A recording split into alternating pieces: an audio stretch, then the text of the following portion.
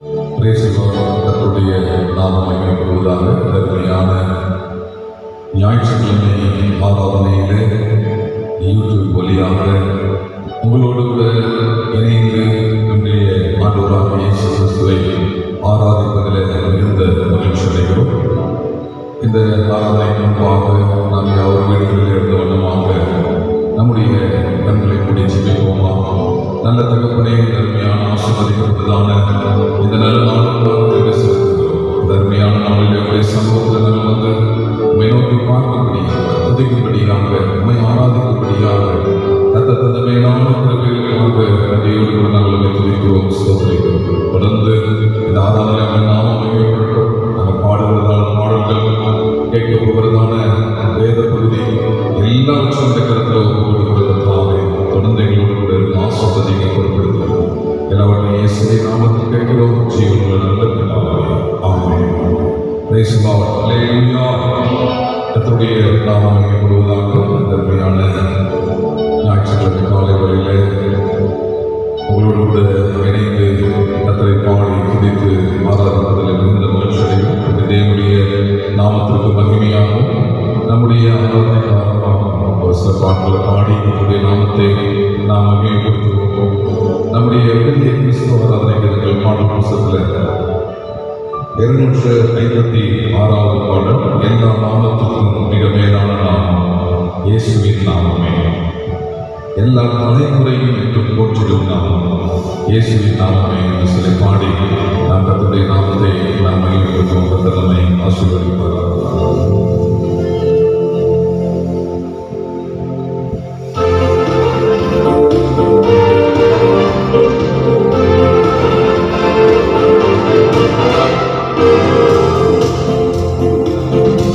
எல்லா நாமத்துக்கும் மிக மேலான நாமம் இயேசுவின் நாமமே, எல்லா தலைமுறையும் என்றும் போற்றிடும் நாமம் இயேசுவின் நாமமே, எல்லா நாமத்துக்கும் மிக மேலான நாமம் இயேசுவின் நாமமே, எல்லா தலைமுறையும் என்றும் போற்றிடும் நாமம் இயேசுவின் நாமமே.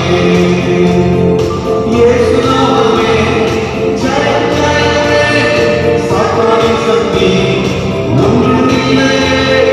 இயேசு நாமமே ஜெயம் ஜெயமே, சாத்தானின் சக்தி ஒன்றுமில்லை. அல்லேலூயா, ஹோசன்னா, அல்லேலூயா, அல்லேலூயா. Hosanna, Hallelujah,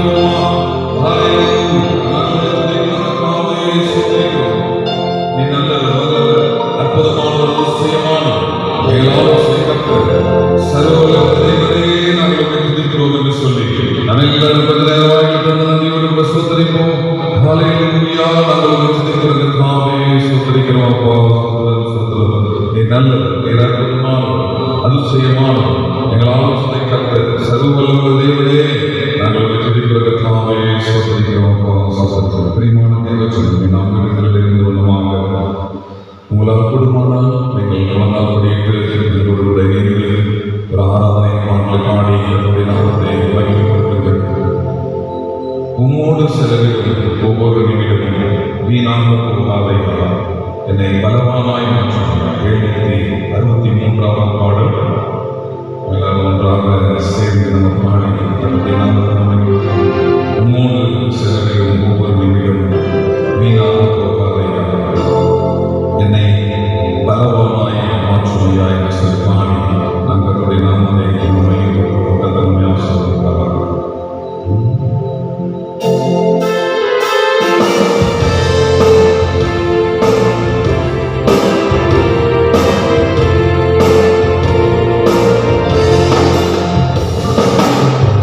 Oh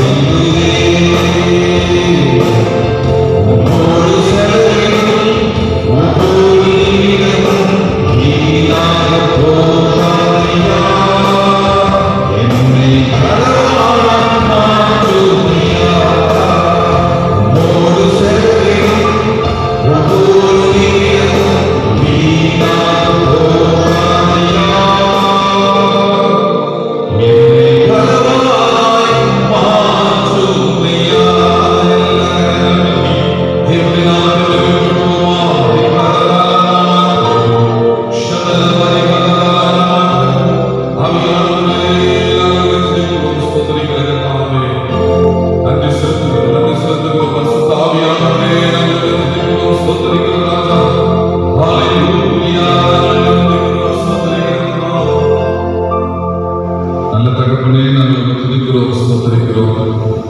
நன்மையான நல்ல நாளிலே உடைய சமூகத்தில் நாங்கள் வந்து நோக்கி பார்க்கும்படியாக, துதிக்கும்படியாக, ஆராதிக்கும்படியாக தந்த மேலான இதற்காக நிறைந்த உள்ளத்தோடு நாங்கள் துதிக்கிறோம், ஸ்தோத்திரிக்கிறோம். தொடர்ந்து ஆசிரியரை பொறுப்பெடுக்கிறோம். மீதமுள்ள பகுதிகளிலே கர்த்தருடைய பிரசன்னம், ஆவியானுடைய ஆளுகை அசைவோடு இருக்கும்படியாக ஆசீர்வதியை பொறுப்பெடுக்கிறோம். எல்லாவற்றையும் இயேசுவின் நாமத்தில் கேட்கிறோம். ஜீவனுள்ள நல்ல பிதாவே, ஆமென். Praise the Lord. ஹல்லேலூயா, ஹல்லேலூயா, ஹல்லேலூயா. இப்பொழுது கூட தேவனுடைய செய்திக்கு நேராக கடந்து போவோம். ஜபத்தோடு காத்திருந்து நாம் தேவனுடைய செய்தியை கேட்டு தேவனுடைய நாமத்தை மகிமைப்படுத்துவோம். கர்த்தர் நம்மை ஆசீர்வதிப்பாராக. ஆமென். Praise the Lord. Praise the Lord. கர்த்தருடைய நாமம் மகிமைப்படுவதாக. அருமையான ஞாயிற்றுக்கிழமை ஆராதனை ஆண்டவராகிய இயேசு கிறிஸ்துவின் நாமத்தினாலே நம்மை வாழ்த்துகிறோம். இப்பொழுது கூட தேவனுடைய செய்திக்கு நேராக கடந்து போவோம். கர்த்தரோடு கூட பேசும்படியாக வீடுகளில் இருக்கிறவனமாக நம்முடைய கண்களை படித்து ஜெபிப்போமா. நல்ல தகப்பனே, இந்த அருமையான ஆசீர்வதிக்கப்பட்டதான நல்ல நாளுக்காக நன்றி செலுத்துகிறோம். இந்த அருமையான நாளிலே நம்மளுடைய சமூகத்தில் வந்து உங்களை பாடி துதித்து உங்களை ஆராதித்தோம், உங்களை தொழுது கொண்டோம், நாமத்தை மகிமைப்படுத்தி இருக்கிறோம். இப்பொழுது கூட நம்மளுடைய வார்த்தையை கேட்கப் போகிறோம். கர்த்தரைகளோடு கூட பேசினாங்களே தாவே, வார்த்தைகள் கடந்து வரும்போது அது எங்களுடைய இருதயத்திற்கு எவ்வளோ சந்தோஷமும் எவ்வளோ மகிழ்ச்சியுமாய் இருக்கிறே. எங்களோடு கூட நீங்கள் பேசுங்க. எங்களை தாழ்த்தி கொண்டு வருகிறோம். எல்லாருக்கும் இயேசுவின் நாமத்தில் கேட்கிறோம். ஜீவனுள்ள நல்ல பிதாவே, ஆமென். Praise the Lord. தேவனுடைய நாமம் மகிமைப்படுவதாக. இப்பொழுது கூட நம் செய்திக்கு கடந்து போவதற்கு முன்பதாக உங்களிடத்தில் ஒரு கேள்வியை கேட்க விரும்புகிறேன். அந்த கேள்வி என்னவென்றால், இயேசு யார்? இதற்கு உங்களுடைய மனதிலே உடனடியாக படுகிறதான அந்த பதிலை நீங்கள் எழுதி ஐயாவுக்கு அனுப்புங்கள். அது இந்த செய்திக்கு தொடர்புடைய பதிலாக இருக்கும் என்று சொன்னால் கண்டிப்பாக உங்களுக்கு பரிசு கிடைக்கும். உங்களுக்கு 2 வினாடிகள் உங்களுக்கு நேரம் கொடுக்கிறோம். இயேசு யார்? இந்த கேள்விக்கு பதில் உங்களுடைய மனதில் உடனடியாக வரும் என்று சொன்னால் அதை வாட்ஸ்அப்பில் அருமையான பாஸ்டர் அவர்களுக்கு, போதகரை அவர்களுக்கு எழுதி அனுப்புங்கள். இந்த செய்தியினுடைய தொடர்புடைய பதிலாக அது இருக்கும் என்று சொன்னால் அதற்குரிய பரிசை நீங்கள் வருவீர்கள். இயேசு யார் என்கிறதான இந்த கேள்விக்கு அநேக பதில்கள் உண்டு. கடந்த வாரத்தில் அவர் பரிசுத்தர் என்று சொல்லி நாம் பார்த்தோம். அவர் உன்னதமானவர், உயர்ந்தவர், உண்மை உள்ளவர், அன்புள்ளவர், அவர் ரட்சகர் என்று சொல்லி ஏராளமான பதில்களை நீங்கள் நினைத்திருக்கலாம், யோசித்திருக்கலாம். உங்களுடைய மனதிலே இப்படி அநேக பதில்கள் தோன்றியிருக்கலாம். ஆனால் இன்றைக்கு இயேசு யார் என்கிறதான கேள்விக்கு நான் வேதத்திலே அமர்ந்து வாசித்த போது எனக்கு ஒரு பதிலை தேவன் தந்தார். அதை குறித்த செய்தியை தான் நம்ம தியானம் பண்ணுறோம். 1 Corinthiயர் 10ஆம் அதிகாரம் 4வது வசனத்தை வாசிக்கிறோம். எல்லாரும் ஒரே ஞானமானத்தை குடித்தார்கள். எல்லாரும் ஒரே ஞானமானத்தை குடித்தார்கள். எப்படியெனில் அவர்களோடு கூட சென்று ஞான கண்மலையின் தண்ணீரை குடித்தார்கள். ஞான கண்மலையின் தண்ணீரை குடித்தார்கள். அந்த கண்மலை கிறிஸ்துவே. அந்த கண்மலை கிறிஸ்துவே. அப்படியானால் இயேசு யார் என்கிறதான கேள்விக்கு தேவன் வேதாகமத்தின் அடிப்படையில் எனக்கு கொடுத்ததான பதில், அவர் கண்மலை. He is the Lord. இயேசு அவர் ஒரு கண்மலையாய் இருக்கிறார். எப்படிப்பட்டதான கண்மலையாக இருக்கிறார் என்று சொல்லி முழு வேதாகமத்தையும் ஆராய்ந்து பார்க்கும்போது ஒரு 5 வகையான கண்மலையாக இருக்கிறார் என்று சொல்லி வசனங்களை வாசித்து நம்மால் புரிந்து கொள்ள முடியும். முதலாவது ஏசாயா தீர்க்கதரிசனம் 26ஆம் அதிகாரம் 4வது வசனத்தை வாசிப்போம். கர்த்தரை என்றென்றைக்கும் நம்புங்கள். கர்த்தரை என்றென்றைக்கும் நம்புங்கள். கர்த்தராகிய யெகோவா கர்த்தராகிய யெகோவா நித்திய கன்மலையாய் இருக்கிறார். அவர் நித்திய கண்மலையாய் இருக்கிறார். இயேசு அவர் சாதாரணமான கண்மலை அல்ல, அவர் நித்திய கண்மலையாய் இருக்கிறார். எத்தனையோ மலைகளை 10 வருடங்களுக்கு முன்பதாக நான் பார்த்தேன். இப்பொழுது போய் பார்த்தோம், நான் பார்த்த இடத்துல அநேக மலைகள் இல்லை. அதையெல்லாம் வெட்டி எடுத்து கிரைனைட் ஃபேக்டரிக்கு அனுப்பிவிட்டார்கள். இப்படி நாம் பார்த்ததான அநேக மலைகள் அது நிரந்தரம் இல்லாததாக அது போய்விடும். ஆனால் நம்முடைய ஆண்டவராக இயேசு கிறிஸ்துவோ அவர் நித்திய கண்மலையாக இருக்கிறார். 2வது பாருங்க, 1 கொரிந்தியர் 10ஆம் அதிகாரம் 4வது வசனத்தை வாசிப்போம். 1 கொரிந்தியர் 10ஆம் அதிகாரம் 4வது வசனம். எல்லாரும் ஒரே ஞானபோதத்தை குறித்தார்கள். எப்படி அவர்களோடே கூட சென்ற ஞான கண்மலையின் தன்மை. ஞான கண்மலை, கண்மலை என்று சொன்னால் முதலாவது அவர் நித்திய கண்மலையாக இருக்கிறார். 2வது ஞான கண்மலை. நமக்கும் நம்முடைய குடும்பத்தாருக்கும் நம்முடைய பிள்ளைகளுக்கும் அவர் ஞானத்தை கொடுக்கிறதான ஞான கண்மலையாக இருக்கிறார்.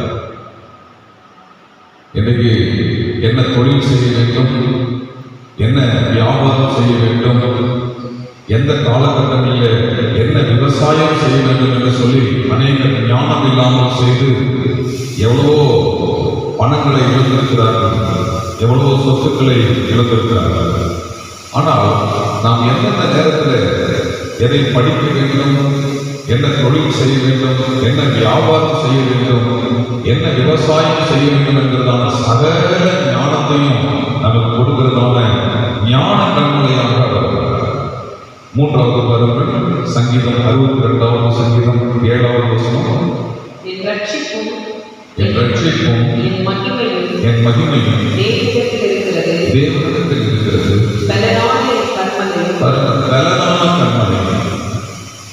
அது பலவீனமானதல்ல, பலவீனமான நபர்களை பலப்படுத்துகிறதான பலனான கண்மலை.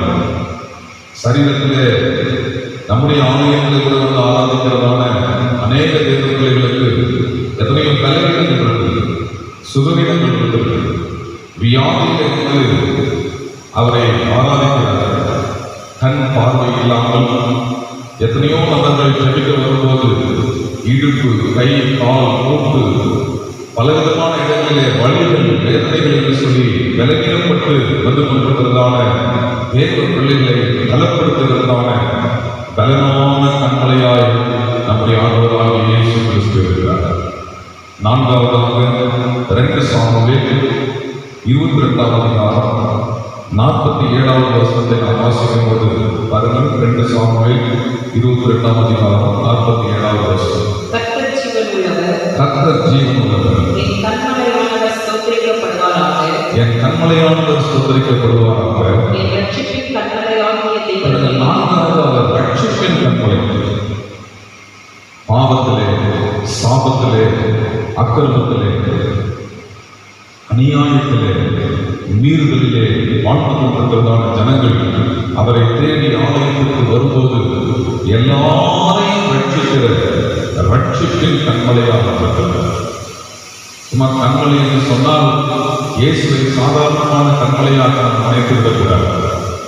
எல்லா பாவிகளையும், துரோகிகளையும், அக்கிரமக்காரர்களையும், அநியாயக்காரர்களையும், பலவிதமான பாவ காரியங்களில் ஈடுபட்டு கொண்டிருக்கிறதான எல்லாரையும் அவர் ரட்சிக்கிற ரட்சிப்பின் கண்மலையாக இருக்கிறார். கடைசி 5வதாக நாம் தியானம் பண்ணி பார்க்கும்போது சங்கீதம் 61வது சங்கீதம் 2வது வசனத்தில் வாசிக்கிறோம். பாருங்கள், வாசியங்கள் 61வது சங்கீதம் 2வது வசனம். என் இருதயம் என் இருதயம் தொய்ந்து போகும்போது பூமியின் கடையாந்திரத்திலிருந்து உம்மை நோக்கி கூப்பிடுவேன். உம்மை நோக்கி கூப்பிடுவேன். எனக்கு எட்டாத உயரமான கண்மலை, எனக்கு எட்டாத உயரமான கண்மலை.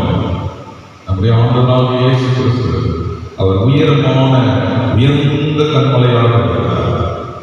இப்ப இயேசு யார் என்கிறதான கேள்விக்கு ஆன்சர் இதுதான், பதில் இதுதான். என் இயேசு அவர் கண்மலையாக இருக்கிறார். He is the rock. அவர் ஒரு கண்மலையாக இருக்கிறார். எப்படிப்பட்டதான கண்மலையாக இருக்கிறார்? அவர் நித்திய கண்மலையாக இருக்கிறார்.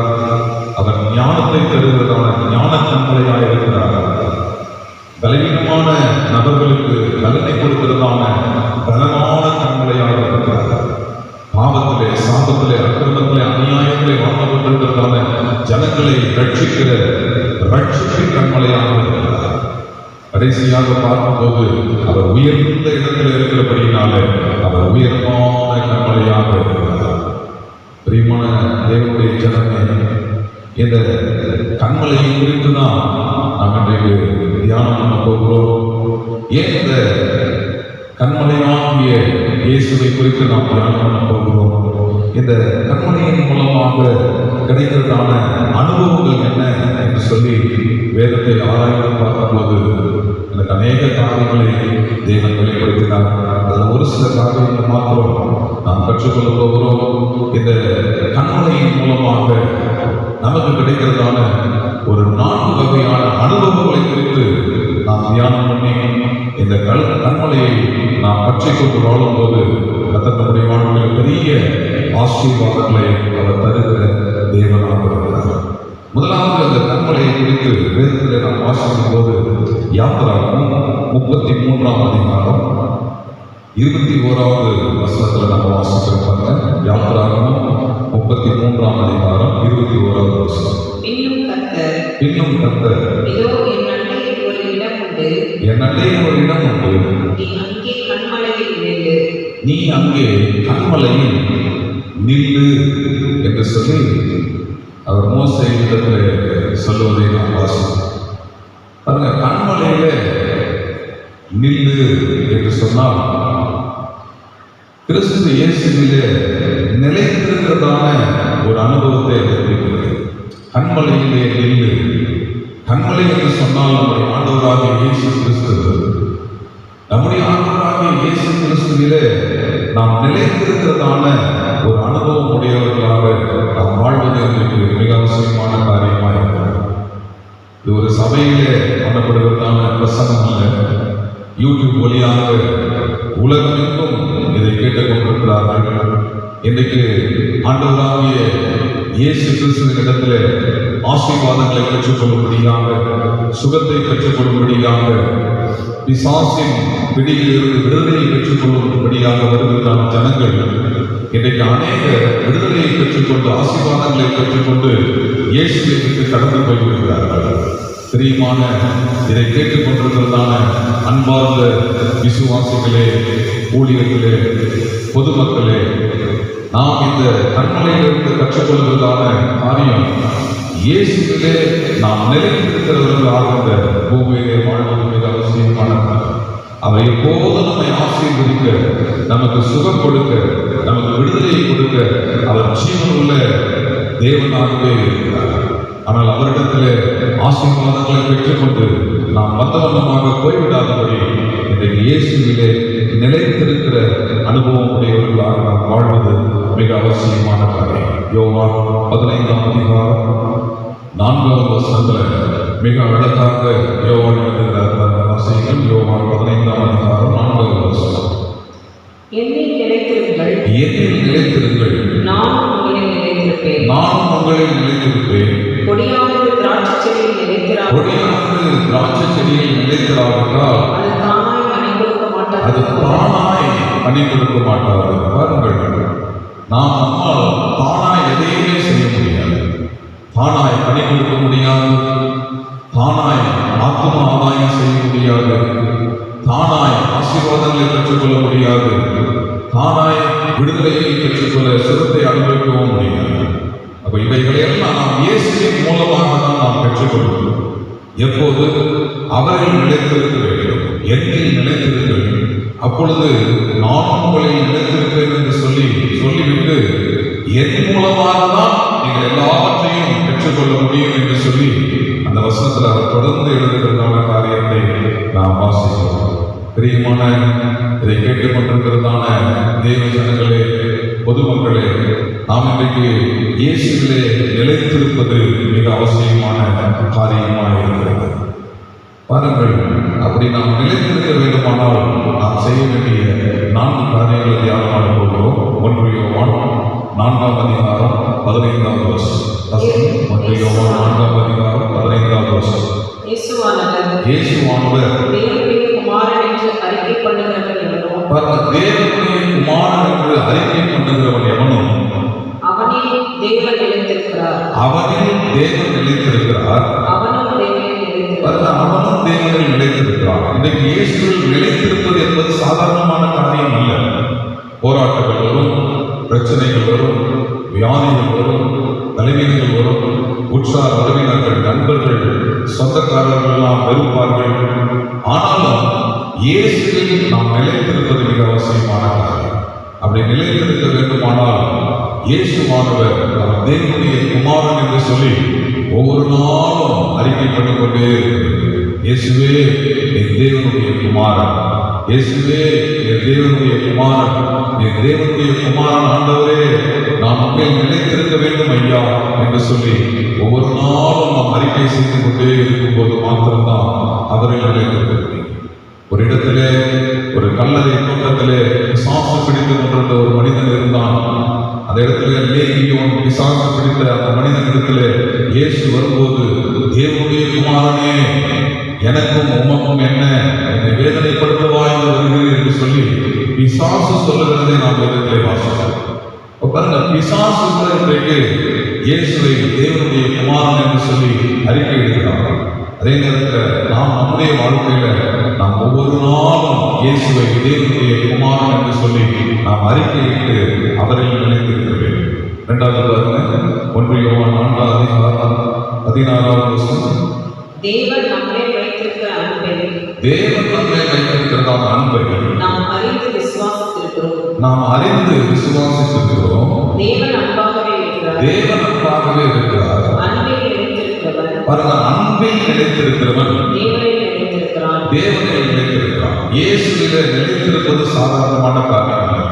நம்முடைய முழுமையான அன்பை நாம் அவருக்கு கொடுக்கிறோம். அவருடைய அன்பில் நாம் எவ்வளவு நிலைத்திருக்கிறோமோ அவ்வளவுதான் நாம் அவரில் நிலைத்திருக்க முடியும். முதலாவது, தேவனுடைய குமாரன் இயேசுதான் என்று சொல்லி அறிக்கை செய்ய வேண்டும். 2வது, அந்த இயேசுவினுடைய அன்பில் நாம் என்ன பண்ணணும், நிலைத்திருக்கு. அப்போஸ்தலனாகிய பவுல் கூட ரோமர் 8ஆம் அதிகாரத்தில் அவர் எழுதும்போது எழுதுகிறார், கிறிஸ்துவின் அன்பை விட்டு என்னை பிரிப்பவன் யார்? உபத்திரவமோ, நாசமோசமோ, பட்டயமோ, வருங்காலமோ, நிகழ்காலமோ, எதிர்காலமோ, தூதர்களோ, அதிகாரங்களோ, யாரும் அவருடைய அன்பை விட்டு பிடிக்க மாட்டாது என்று நிச்சயித்திருக்கிறேன். இப்படி ஒரு நம்பிக்கையோடு கூட, நிச்சயத்தோடு கூட அவருடைய அன்பில் நிலைத்திருக்கு. எந்த மனிதனோ, எந்த மனுஷியோ, எந்த பணமோ, எந்த படிப்போ, எந்த பட்டமோ, எந்த பதவியோ அவருடைய அன்பை விட்டு இன்றைக்கு நம்மை பிரித்து விடக்கூடாது. அப்படி அவருடைய அன்பிலிருந்து நாம் விலகி போய்விடுவோம் என்று சொன்னால், அவருடைய அன்பிலிருந்து நாம் பிரிந்து போய்விடுவோம் என்று சொன்னால், இயேசுவிலே நிலைத்திருப்பது மிக அரிதான காரியம்.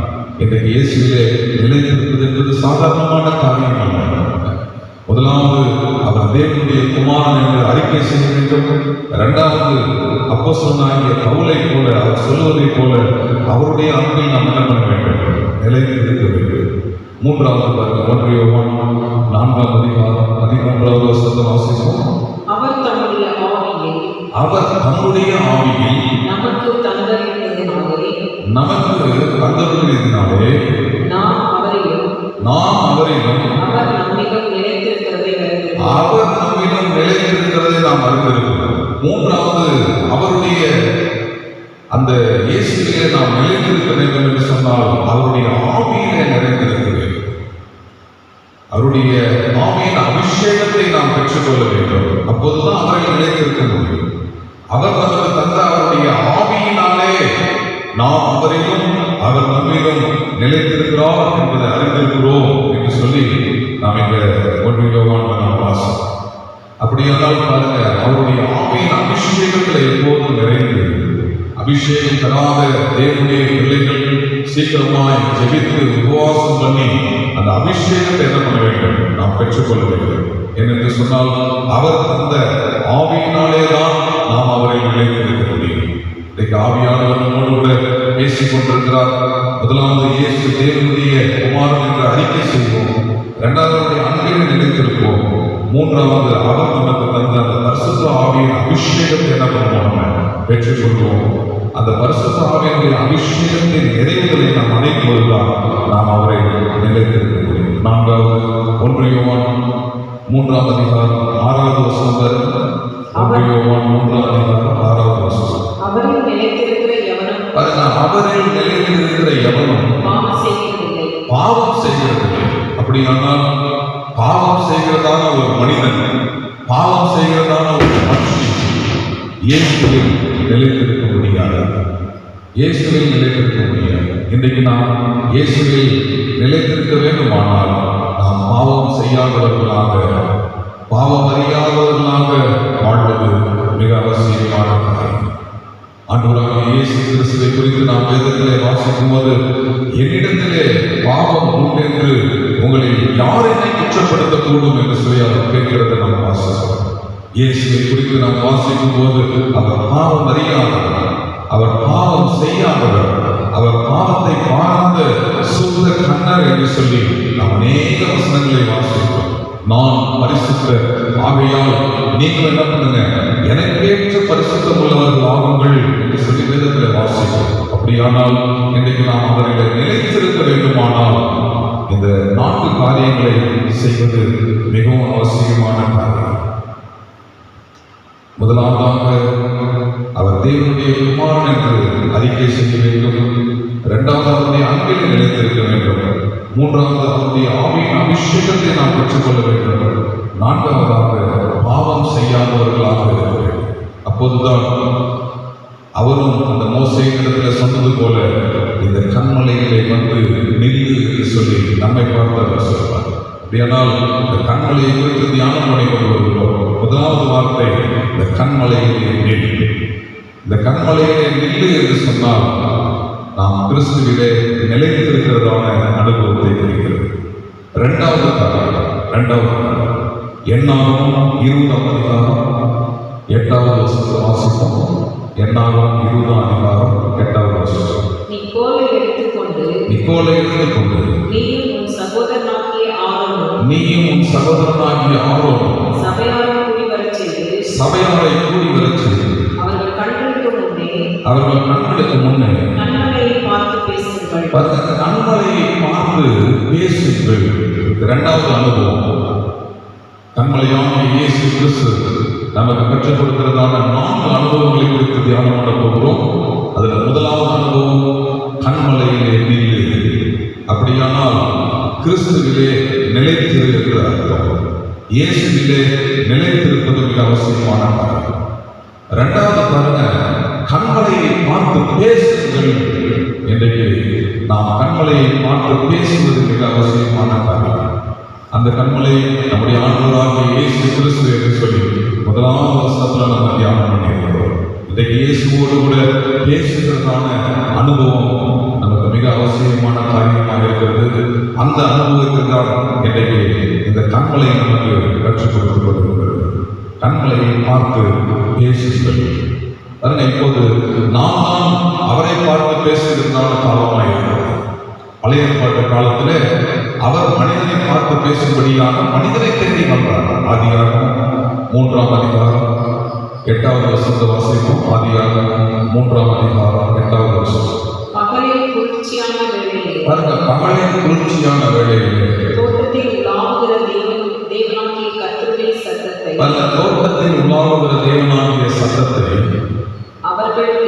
அவர்கள் கேட்டார்கள். அன்றைக்கு பழைய ஏற்பாட்டு காலங்களிலே நம்முடைய தேவன் மனிதனை உருவாக்கின காலகட்டங்களிலே மனிதனிடத்திலே பேசும்படியாக அவர் வந்தார். ஆனால் இன்றைக்கு அவர் வரமாட்டார்.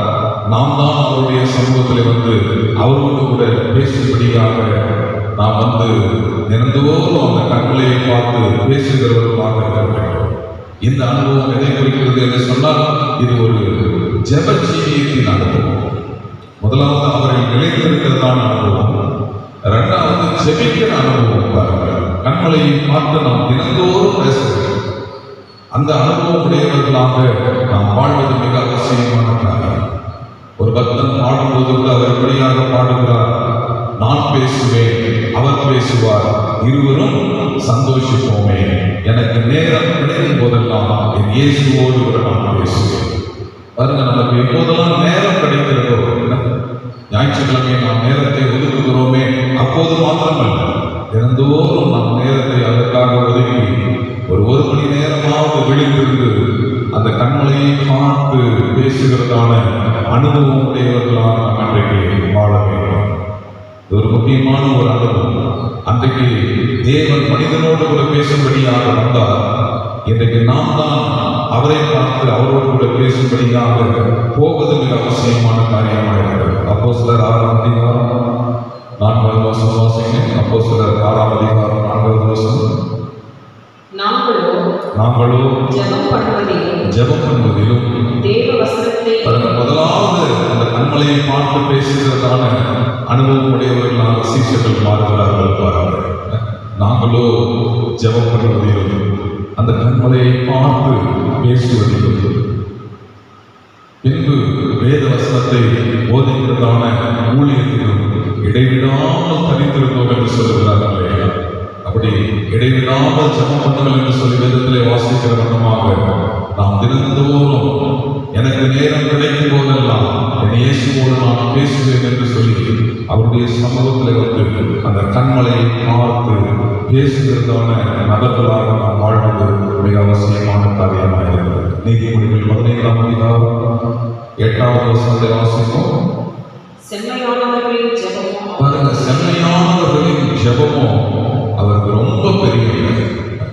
நம்முடைய தேவன் அவரோடு கூட பேசுவதில் மிகவும் பிரியமுள்ள தேவனாக இருக்கிறார்.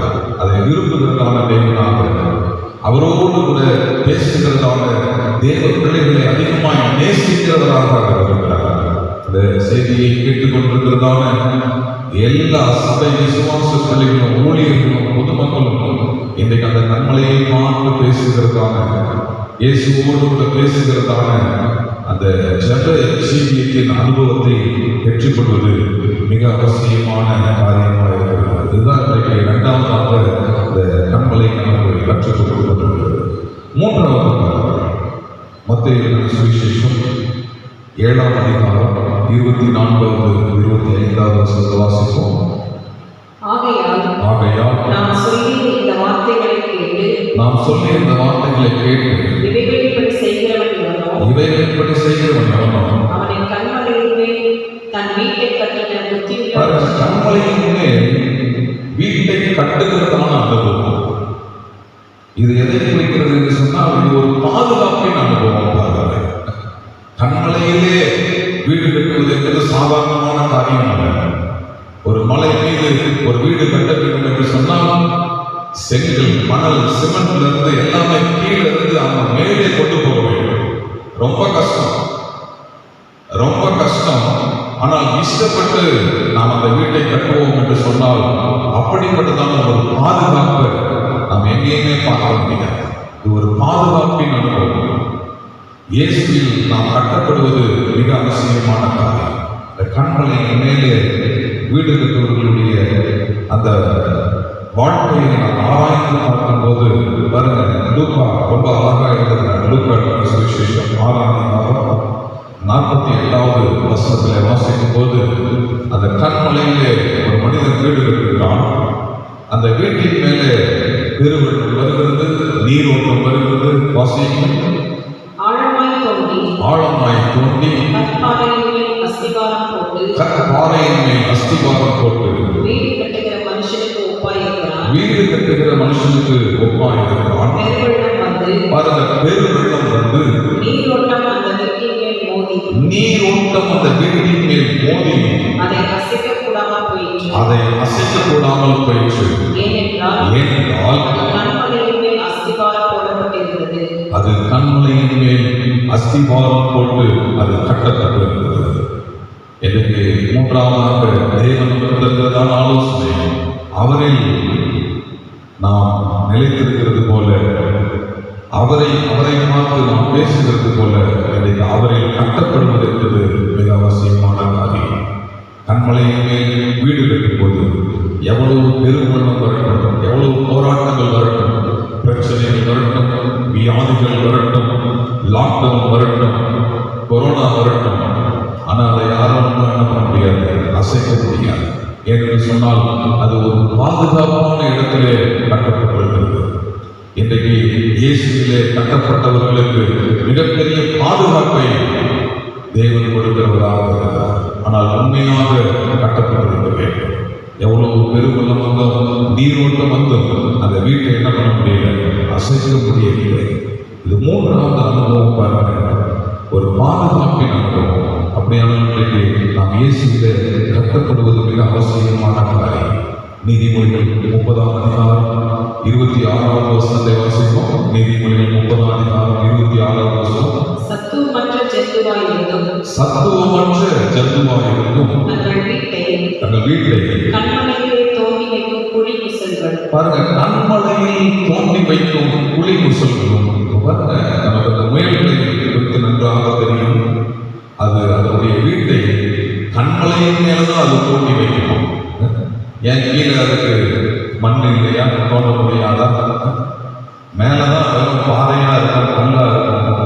எங்கேயாவது கொஞ்சம் தான் என்ன கிடைக்கும், மண்ணு கிடைக்கும். கீழே எவ்வளவோ மண் இருக்கிறது. அந்த புலி முயல்கள் அது தங்க வேண்டுமானால் கீழே கண்மலைக்கு கீழே எவ்வளவோ புலிகளை எடுத்து என்ன பண்ணலாம், தங்கலாம். ஆனால் அந்த முயல்களுக்கு நன்றாக தெரியும், கீழே அதற்கு பாதுகாப்பு இல்லை. அதற்கு பாதுகாப்பு வேண்டும் என்று சொன்னால் அது கண்மலையின் மேலே ஏறி அங்கே தோண்டி அங்கே என்ன பண்ணணும், குடியிருக்க வேண்டும். அப்பொழுதுதான் மற்ற விலங்குகளிடத்திலிருந்து அந்த முயல்கள் தப்பித்துக் கொள்ள முடியும். அதே நேரத்தில் பாருங்க, சங்கீதம் 104வது சங்கீதம் 18வது வசனத்தை வாசிப்போம். 104வது சங்கீதம் 18வது வசனம். உயர்ந்த பர்வதங்கள் மறையாடுகளுக்கும், பாருங்க, உயர்ந்த பர்வதங்கள் மறையாடுகளுக்கும், கண்மலைகள் குழி முசல்களுக்கும் கண்மலைகள் குழி முசல்களுக்கும் அடைக்கலம். அதுதான் ஒரு பெரிய அடைக்கலம், ஒரு பாதுகாப்பின் அனுபவம். இன்றைக்கு இயேசுவில் நாம் கட்டப்பட்டிருக்கும் போதுதான் நமக்கு மிகப்பெரிய பாதுகாப்பு. நாம் எதை குறித்தும் பயப்பட வேண்டிய அவசியமே இல்லை. வியாதிகளை குறித்தோ, வறுமைகளை குறித்தோ, வேதனைகளை குறித்தோ, எதிர்ப்புகளை குறித்தோ நாம் எதை குறித்தும் பயப்பட வேண்டிய அவசியமே இல்லை. காரணம், நாம் இயேசுவிலே கட்டப்பட்டிருப்போமானால் தேவன் நமக்கு பாதுகாப்பு கொடுக்கிறவராக இருக்கிறார்.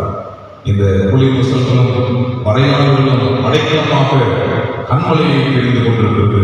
ஏனென்று சொன்னால் அந்த முயல்களுக்கும் மறையாடுகளுக்கும் தெரியும், அங்கேதான் அதற்கு மிகப்பெரிய அடைக்கலம். அந்த கண்மலையும் எல்லாம் மிகப்பெரிய பாதுகாப்பு. இன்றைக்கு இயேசுவிலே கட்டப்பட்டவர்களுக்கு தான் மிகப்பெரிய பாதுகாப்பு என்பதை எல்லா தேவ ஊழியர்களும் விசுவாச பிள்ளைகளும் என்பதை கேட்கிற பொதுமக்களும் அறிந்து கொள்வது மிக அவசியமான காரியம். நான்காவது, இந்த கண்மலை எதை பெற்றுக் கொடுக்கிறது என்று சொல்லி தியானம் பண்ணி அந்த செய்தியை முடித்து ஜெபித்து கடந்து போகிறோம். யாத்திராகமம் 24ஆம் அதிகாரம் 12வது வசனத்தை வாசிப்போம். யாத்திராகமம் 24ஆம் அதிகாரம் 12வது வசனம். அப்பொழுது கர்த்தர் மோசேயை நோக்கி, நீ மலையின் மேல் என்னிடத்திற்கு ஏறி வந்து, நீ அந்த மலையின் மேல் என்னிடத்திற்கு ஏறி வந்து அங்கே இரு. முதலாவது சொல்லும்போது நில்லு என்று சொல்லுகிறார், இரண்டாவது பேசுங்கள் என்று சொல்லுகிறார், மூன்றாவது கண்மலையிலே வீட்டை கட்ட வேண்டும் என்று சொல்லி கற்றுக் கொடுக்கிறார், நான்காவது சொல்லும்போது அங்கே கண்மலையிலே வந்து இரு. நம்முடைய வேதாகம் போல அநேக வேதாகங்கள் இருக்கிறது.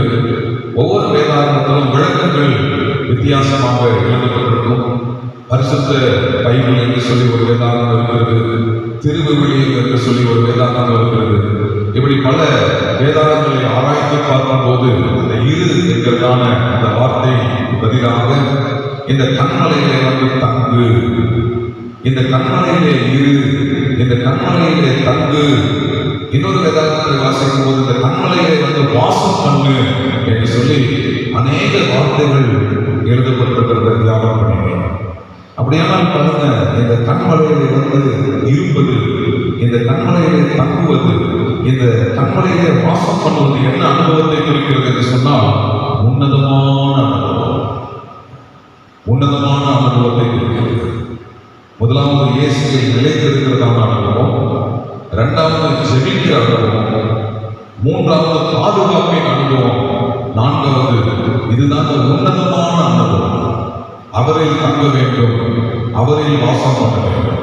பாருங்க, நம்மோடு கூட அவர் இருக்கும்படியாக இங்கு நம்முடைய ஆலயத்தில் கூட பின்புறமாக எழுதப்பட்டிருக்கிறதான தேவனுடைய வார்த்தை பாருங்க, அதை வாசிக்கும் போது இந்த ஆலயம் என்னென்றைக்கும் நான் தங்கும் இடம், இதை நான் விரும்பினபடியால் இங்கே வாசம் பண்ணுவேன்.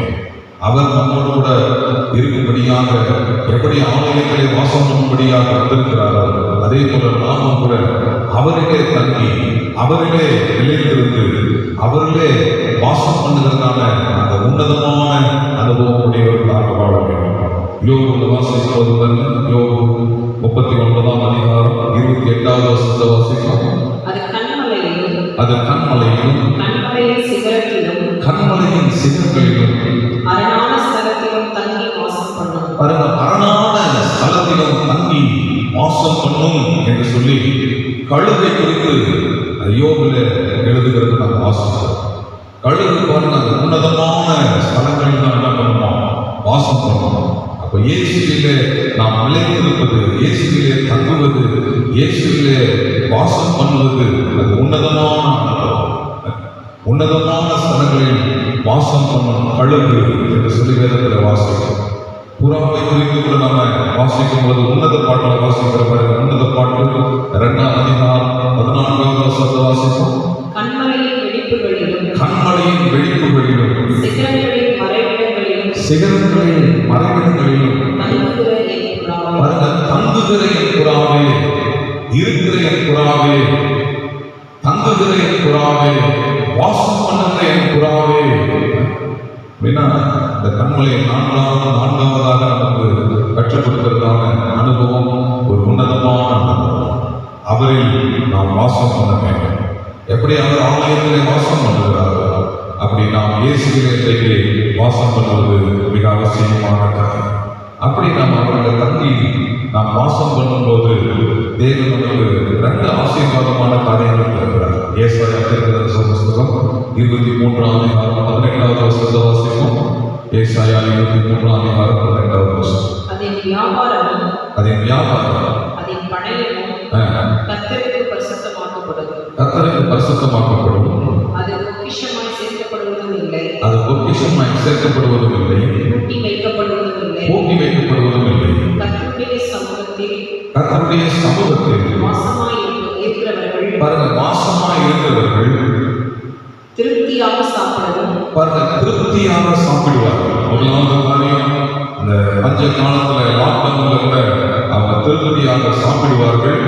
நல்ல வஸ்திரங்களை தரிக்கவும் நல்ல வஸ்திரங்களை என்ன பண்ணுவாங்க, தரித்துக் கொள்வார்கள். 2 ஆசீர்வாதம் பாருங்க. அவரில் நாம் வாசம் பண்ணும்போது இந்த கழுகு விடுதலையில் வாசம் பண்ணுவது போல, இந்த புறா கண்மலையின் வெடிப்புகளிலே தங்குவது போல நாம் அவரிலே தங்கி அவரிலே வாசம் பண்ணும்போது முதலாவது நல்ல சாப்பாடு, 2வது நல்ல வஸ்திரங்கள், உயர்ந்த வஸ்திரங்களை உடுத்திக் கொள்ளும்படியான ஆசீர்வாதம் உடைய தேவ பிள்ளைகளாக நாம் மாறிவிடுவோம். கடைசியாக பாருங்க, கடைசியாக ஒரு வசனத்தை வாசித்து நம்ம இந்த செய்தியை முடிக்க போகிறோம். எபேசியர் 2ஆம் அதிகாரம் 7வது வசனத்தை வாசிப்போம். எபேசியர் chapter 2 verse 7. எபேசியர் 2ஆம் அதிகாரம் 7வது வசனம். கிறிஸ்து இயேசுவுக்குள் கிறிஸ்து இயேசுவுக்குள் நம்மை அவரோடே கூட எழுப்பி பாருங்க, நம்மை அவரோடே கூட எழுப்பி உன்னதங்களிலே அவரோடே கூட உட்காரம் செய்தார். உன்னதங்களிலே அவரோடே கூட உட்காரம் செய்தார். இங்கே நாம் இந்த உன்னதமான அனுபவத்தை, அவரில் வாசம் பண்ணுகிறதான அனுபவத்தை பெற்றுக்கொள்வோம் என்று சொன்னால் அங்கே பரலோகத்தில் ஒரு உன்னதமான ஸ்தலம் இருக்கிறது, உன்னதமான இடம் இருக்கிறது, உன்னதமான அனுபவம் இருக்கிறது. அந்த பரலோகத்தில் உன்னதங்களிலே அவரோடே ஒரு உட்காரும்படியாக அவர் நமக்கு அருள் செய்வார் என்று சொல்லி நாம் வேதத்தில் வாசிக்கிறோம். இதுதான் அந்த கண்மலையிலிருந்து கற்றுக்கொள்வதற்கான காரியம். பாருங்க, இன்றைக்கு இயேசு யார் என்கிறதான கேள்விக்கு ஏராளமான பதில்கள் இருக்கிறது. அதுல நாம ஒரு பதில் தான் தியானம் பண்ணியிருக்கிறோம். He is the Lord. அவரே கண்மலை, நித்திய கண்மலை, ஞான கண்மலை, பலமான கண்மலை, ரட்சிப்பின் கண்மலை, உயர்ந்த கண்மலை. இந்த கண்மலையை முதலாவது நிலைத்திருக்கிறதான அனுபவம் உடையவர்களாக வாழ்வோம். இரண்டாவது அவரோடு கூட பேசுகிறதான ஜபிக்கிறதான அனுபவம் உடையவர்களாக வாழ்வோம். மூன்றாவது அவர்களே கட்டப்பட்டு ஒரு பெரிய பாதுகாப்பின் அனுபவம் உடையவர்களாக வாழ்வோம். நான்காவது அவர்களை தங்கி வாசம் பண்ணி உன்னதமான அனுபவத்தை உடையவர்களாக மாறுவோம். கர்த்தர் நம்மையும் நம்முடைய குடும்பத்தையும் நம்முடைய சபையாரையும் இந்த தேவனுடைய செய்தியை கேட்டுக்கொண்டிருக்கிறதான எல்லாரையும் ஆசீர்வதிப்பாராக. ஜெபிப்போமா. நல்ல தகப்பனே, இந்த நல்ல நாளுக்காக நன்றி செலுத்துகிறோம். தர்மையான நாளிலே நம்முடைய சமூகத்தில் வந்து வார்த்தைகளை கேட்கும்படியாக கர்த்தர் மேலான கிருபைகளுக்காக நன்றி செலுத்துகிறோம். தொடர்ந்து ஆசீர்வாதத்தை பொறுப்பெடுத்துக் கொள்ளும் கர்த்தாவே. இந்த யூடியூப் வழியாக இந்த செய்தியை யாரெல்லாம் கேட்டுக்கொண்டிருக்கிறார்களோ, கேட்க போகிறார்களோ, எல்லாரையும் கர்த்தர் ஒரு பெரிய பாதுகாப்பிலே வைத்து கர்த்தாவே உன்னத மறைகளிலே மறைத்து கர்த்தாவே அப்பா நீர் அவர்களை ஆசீர்வதித்து நம்மை காப்பாற்றும்படியாக நல்ல கருத்தில் ஒப்புக் கொடுக்கிறோம். இந்த கொரோனா காலகட்டங்களிலே கர்த்தாவே மூன்றாவது அலை வரப்போகிறது என்று சொல்லி எத்தனையோ ஜனங்கள் பயந்து கொண்டிருக்கிறார்கள். ஆனாலும் அந்த பயத்தின் மத்தியிலே ஒரு தைரியமான வார்த்தையை கர்த்தர் எங்களுக்கு கொடுத்து எங்களை தைரியப்படுத்தி எங்களை திடப்படுத்தி எங்களை தேற்றி கர்த்தாவே நீர் இருக்கிறீர், எங்களை பாதுகாப்பீர்கிறதான ஒரு நம்பிக்கை எங்களுக்கு கொடுத்ததற்காக நன்றியோடு நாங்கள் வைத்திருக்கிறோம். தொடர்ந்து ஆசிரியை பொருட்படுத்துகிறோம். இதனுடைய எல்லா பகுதியும் வளர்க்கிறத ஒப்புக் கொடுக்கிறோம். எல்லாருடைய இயேசுவின் நாமத்தில் கேட்கிறோம். ஜீவனுள்ள நல்ல பிதாவே, ஆமென். நம்முடைய கர்த்தராகிய இயேசு கிறிஸ்துவின் கிருபையும் பிதாவாகிய தேவனுடைய அன்பும் பரிசுத்த ஆவியானவருடைய ஐக்கியம் சந்தோஷமும் சமாதானமும் இன்றைக்கும் என்றென்றைக்கும் கர்த்தராகிய இயேசு கிறிஸ்துவின் வருகை வரைக்கும் நம் அனைவரோடு கூட இருப்பதாக. ஆமென், ஆமென். எல்லாரும் சேர்ந்து சொல்லுவோமா. என் ஆத்துமாவே கர்த்தரை ஸ்தோத்திரி, என் முழு மேலே பரிசுத்த நாமத்தை ஸ்தோத்திரி, என் ஆத்துமாவே கர்த்தரை ஸ்தோத்திரி, அவர் செய்த சகல உபகாரங்களையும் மறவாதே. ஆமென். அல்லேலூயா, அல்லேலூயா, அல்லேலூயா. இயேசு உங்களை பாதுகாப்பதாக, ஆசீர்வதிப்பதாக. ஆமென்.